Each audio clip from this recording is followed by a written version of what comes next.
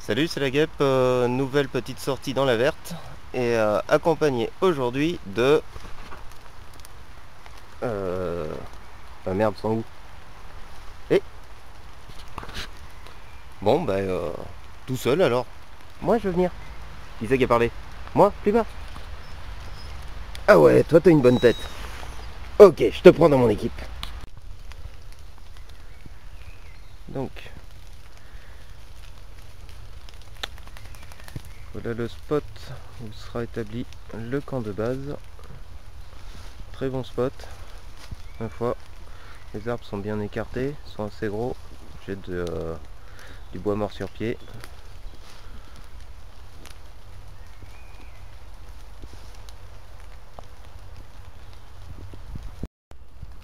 Voilà. La première partie du camp est montée. Donc le montage habituel, tarp plus hamac à l'intérieur.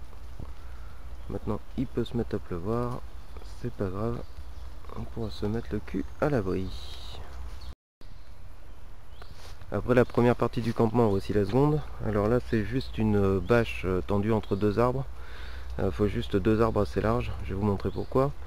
La bâche est tenue au sol par un tronc d'arbre, tout bêtement, avec un retour pour pouvoir s'asseoir au sec. Voilà, il faut juste un arbre large pour pouvoir tendre une corde en aller-retour, histoire de se faire un petit abri, tranquille. La bâche va au sol, elle est retenue au sol par un tronc d'arbre, et moi en plus par un chien, donc nickel, elle va pas se barrer. Lui a adopté le système tout de suite, parfait.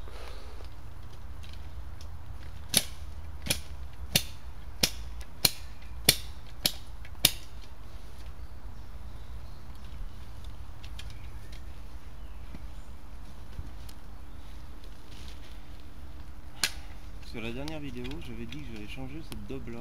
C'est pas fait, je suis obligé de m'en resservir. Elle est en train de finir de lâcher. Achetez pas cette merde, ça vaut rien du tout.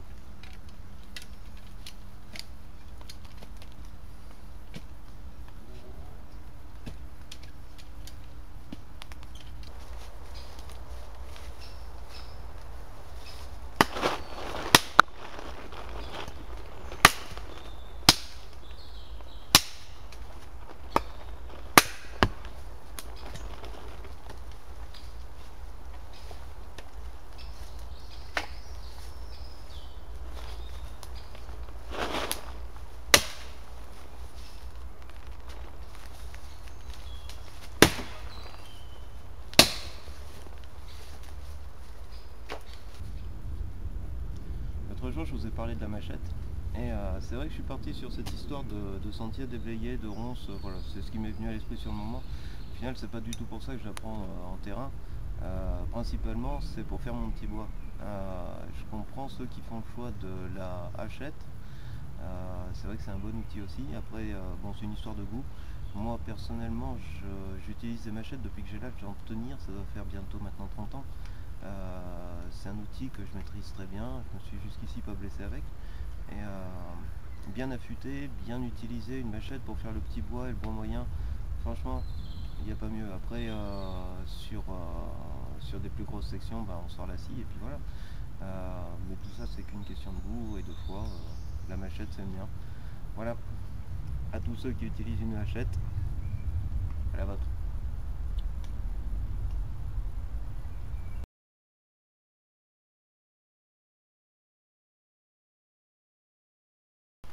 Vu qu'il nous reste un peu de temps au niveau du jour et qu'au niveau du bois on commence à être bon, je vais préparer mes patates que je vais faire dans la boîte tout à l'heure. Alors pour ça j'ai pris du papier alu, j'ai pris deux patates, j'ai pris un morceau de poitrine et de la raclette. Alors c'est pas dur du tout, par contre c'est super bon. On attrape la première patate.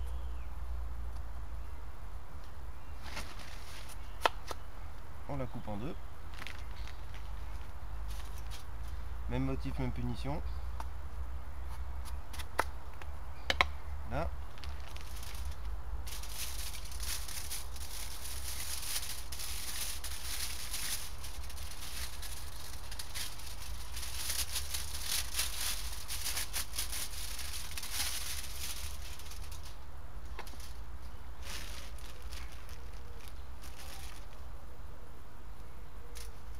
raclette.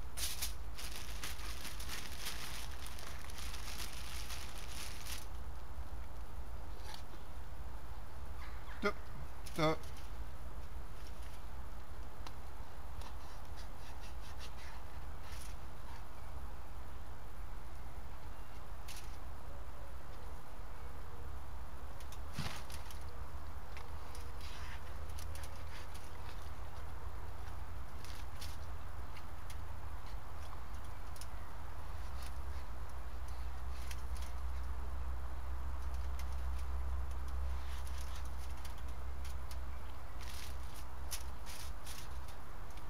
Donc pommes de terre, raclette, poitrine, raclette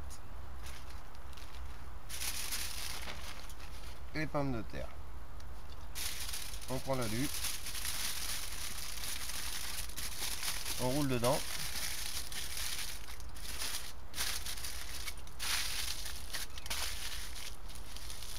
Voilà, direct dans la braise. Ensuite on pique un coup de temps en temps. Et dès qu'on rentre tranquillement dans la patate, ça veut dire que c'est cuit et qu'on peut déguster. C'est super bon. Franchement, si vous avez l'occasion de tester, si vous ne l'avez jamais fait en terrain, allez-y.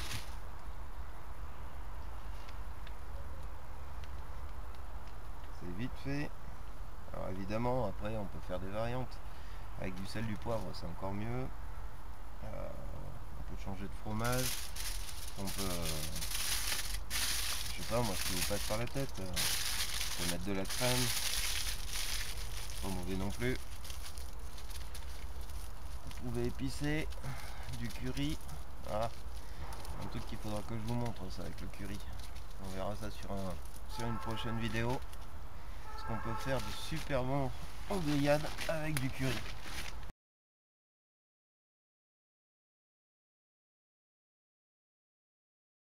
Petit message pour les bushcrafters qui comme moi sont des repentants du tabac. Voilà du matériel qui est super solide qu'on peut amener en terrain. Un cassant avec un aqua. Alors cassant de Kessig, aqua de Tobeco et du métal, beaucoup de métal, donc très solide.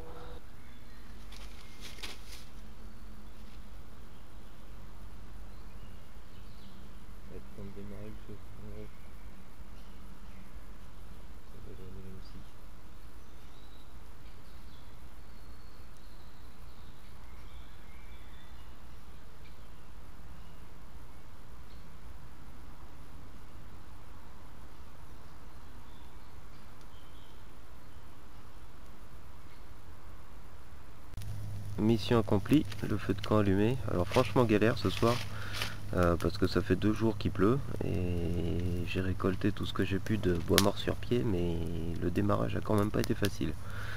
Enfin voilà, on va pouvoir passer à la cuisine maintenant.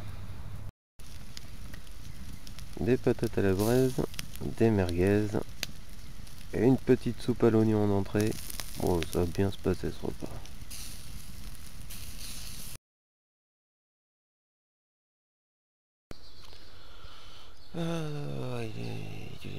J'aime pas en fait.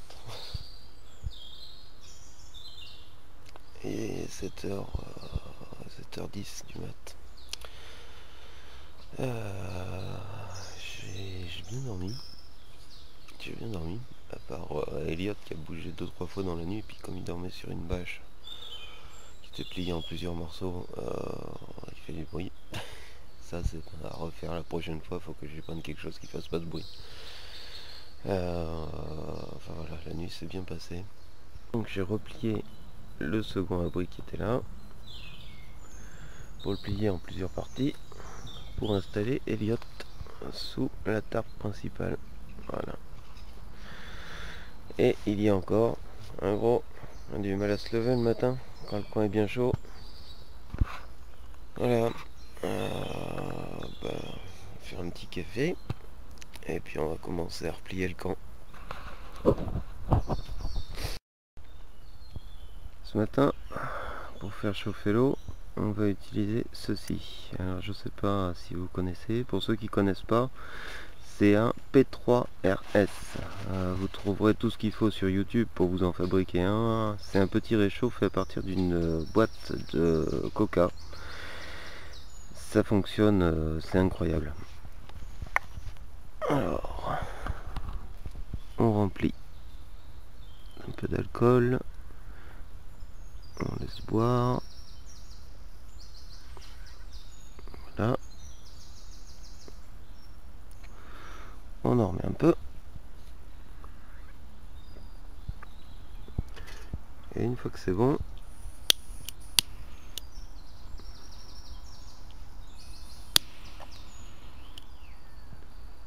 alors, si l'alcool a du mal à s'enflammer, voilà, c'est qu'elle est un peu froide. Là c'est parti. Alors pour le moment, voilà, ça brûle sur le milieu. On attend un peu. Voilà, ça commence. Hop, on voit les flammes qui sortent là sur le côté. C'est bon. Il n'y a plus qu'à mettre tout dessus. Là, ça fonctionne comme une gazinière. Ça marche super bien.